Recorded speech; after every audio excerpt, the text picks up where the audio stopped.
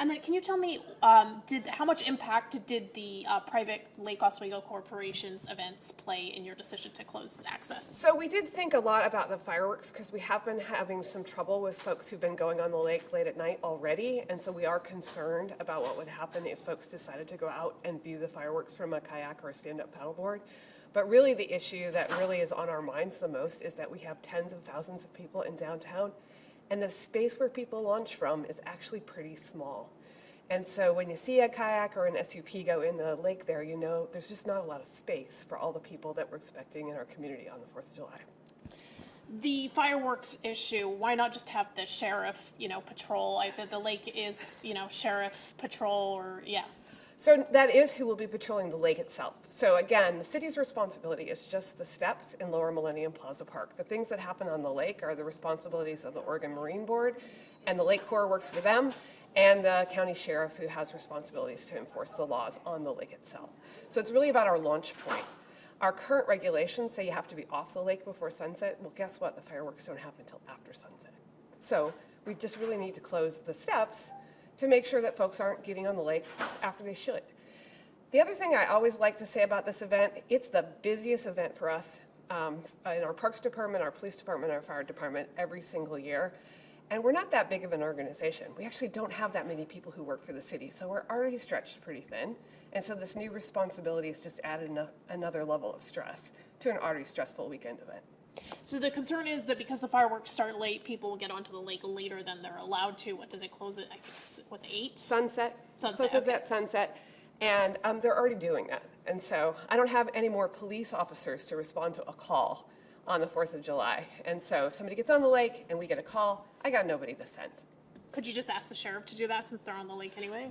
I don't know if they'll be on the lake or not. They also patrol the Willamette River and the Clackamas River. They have sort of the same problem we do, which is they don't have any more resources and they've got a new responsibility.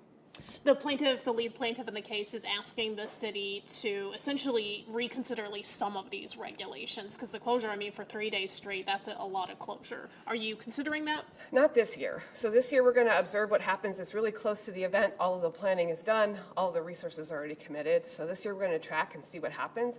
And maybe next year we'll be able to do something different. We're going to try to be as reasonable, as humanly possible as we can this weekend. Even with the threat of legal action? The city gets sued for a lot of things. So, yes, there's not really much more we can do between now and the fact that this event's happening 2 days from now.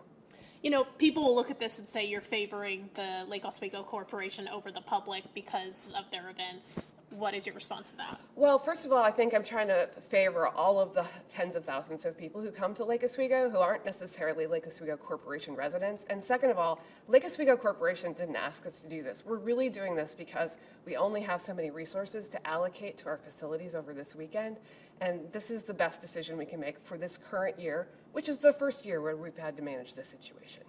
So what is the worst case scenario if somebody does go on the lake during the fireworks display? There are people that are private that are on the lake during the fireworks display. Yeah, again, I don't manage the lake. I only manage the city's park access. So once you're on the lake, it's really Marine Board regulations. I believe there are limits in the Marine Board permit, and you need to ask the Marine Board this question about how close people can be to the fireworks.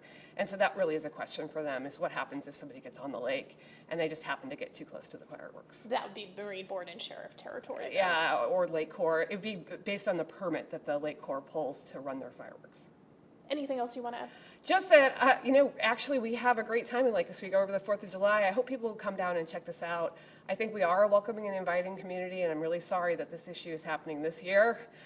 Because I think otherwise it's going to be a great event. How's this going to go the next 4th of July? Well, the next 4th of July is on a Saturday, so we'll have the same 3-day weekend problem of a lot of folks who come to town and decide to drink and maybe set off fireworks.